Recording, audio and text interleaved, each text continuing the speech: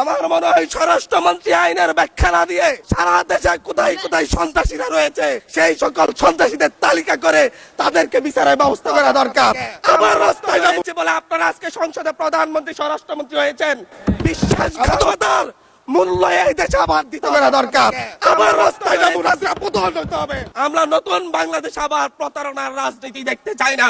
কারা 94 সালে মাগুরার নির্বাচন আয়োজন করেছিল, ইলেকশনের পর দিন এক নারী অভিযোগ করেছেন ওনাকে ধর্ষণ করা হয়েছে শুধুমাত্র শাপলাগুড়িতে ভোট দেওয়ার কারণে। জেনজিরা 72-এর সংবিধান আর চাই না। আমি এসেছি, ওনার বক্তব্য 6 মিনিট। মাননীয় স্পিকার, আমি বুঝতে পারছি না সময়গুলা কিভাবে বন্টন করা হয়। সরকার দলের হলো 8 মিনিট, বিরোধী দলের হলো 6 মিনিট। এভাবে তো কথা বলতে পারবো না।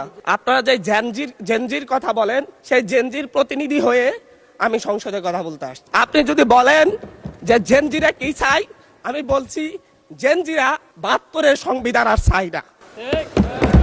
আপনি যদি বলেন জেনজিরা কি চাই, আমি বলতে এসেছি জেনজিরা এটাই চাই, স্বাধীনতার 30 বছর পরে জন্ম নিয়ে আমার মতো যারা সন্তানরা রয়েছে তারা কেন ভোটাধিকার পাই নাই তার জবাব চাই। আমরা তো স্বাধীন বাংলাদেশে জন্ম নিয়েছি মাননীয় স্পিকার। আমাদের কি ভুল ছিল? আমরা তো নতুন মানচিত্র পেয়েছি, আমরা তো নতুন পতাকা পেয়েছি, আমরা নতুন সীমানা পেয়েছি। আমাদের পূর্বপুরুষরা 1971 সালে রক্ত দিয়ে আমাদের জন্য একটি নিরাপদ বাংলাদেশ গড়তে চেয়েছেন, কিন্তু আমরা কি সেই নিরাপদ বাংলাদেশ পেয়েছি? আমরা কি সেই নতুন বাংলাদেশ পেয়েছি? 71-এ 30 লক্ষ মানুষ শহীদ হয়েছে, জীবন দিয়েছে। তাদের পরবর্তী সন্তানরা যেন নিরাপদ বাংলাদেশে ভোটাধিকার পায়, যেন রক্ষী বাহিনী না হয়, যেন আবার দুর্ভিক্ষ না হয়। কিন্তু আমরা কি দেখেছি? আমরা দেখেছি বাংলাদেশে দুর্ভিক্ষ হয়েছে। 1973 সালে ভোট চুরি হয়েছে। আমি এই ইলেকশনে ভোট ডাকাতি দেখেছি, আমার ঘাড়ে বহরে হামলা করা হয়েছে। আমি কি এই ইলেকশনের জন্য নিজের রক্ত জড়িয়েছি?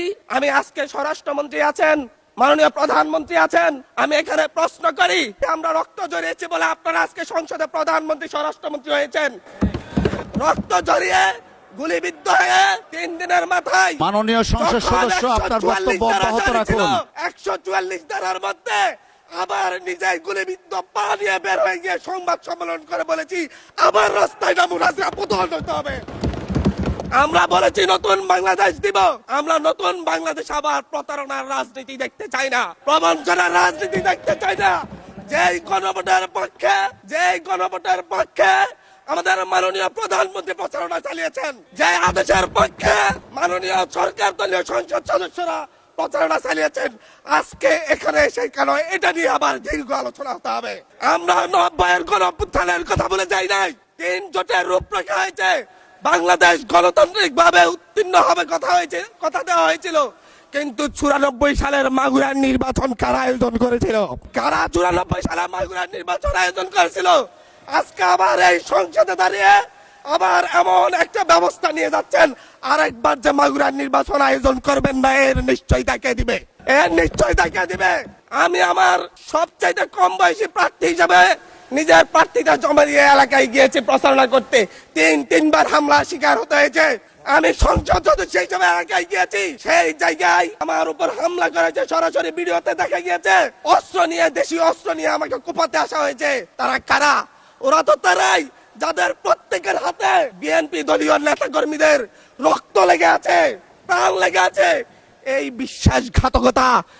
বিশ্বাসঘাতকতা মাননীয় স্পিকার, এই রাষ্ট্র আর সইবে না, আপনারাও সইতে পারবেন না। বিশ্বাসঘাতকতার মূল্য এই দেশে আবার দিতে হবে আপনাদেরকে।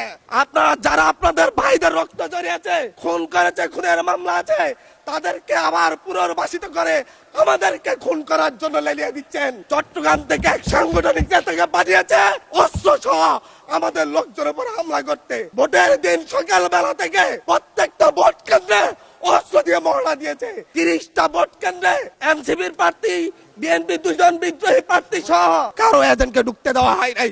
এটার জন্য কি আমরা আমাদের রক্ত জড়িয়েছি? মাননীয় স্পিকার, ইলেকশনের একদিন পরে আমাকে আর 1 মিনিট বাড়িয়ে দিবেন মাননীয় স্পিকার, 1টা মিনিট। মাননীয় স্পিকার, ইলেকশনের পর দিন এক নারী অভিযোগ করেছেন ওনাকে ধর্ষণ করা হয়েছে শুধুমাত্র শাপলাগুড়িতে ভোট দেওয়ার কারণে।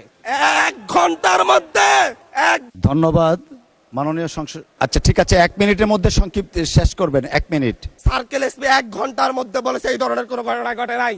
আজকে 42 দিন পার হয়েছে, এখনো ডিএনএ রিপোর্ট আসে নাই। মামলা নিতে 3 দিন দেরি হয়েছে। সিভিল সার্জন অফিস তদন্ত কমিটি করে দিয়েছে, তদন্ত কমিটির রিপোর্ট জমা দিয়েছে, ভুক্তভোগী নারী জানে না তার তদন্ত রিপোর্ট কি এসেছে। এই ভয়াবহ পরিবেশ তৈরি কারা করছে? আমার মনে হয় স্বরাষ্ট্রমন্ত্রী আইনের ব্যাখ্যা না দিয়ে আইনমন্ত্রী আইনের ব্যাখ্যা দিবেন, স্বরাষ্ট্রমন্ত্রীর এসবে মনোযোগ দেওয়া দরকার। স্বরাষ্ট্রমন্ত্রীর মনোযোগ দেওয়া দরকার। সারা দেশে কোথায় কোথায় সন্ত্রাসীরা রয়েছে সেই সকল সন্ত্রাসীদের তালিকা করে তাদেরকে বিচারের ব্যবস্থা করা দরকার। স্বরাষ্ট্রমন্ত্রীর উচিত ধন্যবাদ, মাননীয় সদস্য। নেতা কর্মীরা হত্যার শিকার হয়েছে তাদের বিচারের ব্যবস্থা করা দরকার। ধন্যবাদ মাননীয় সদস্য।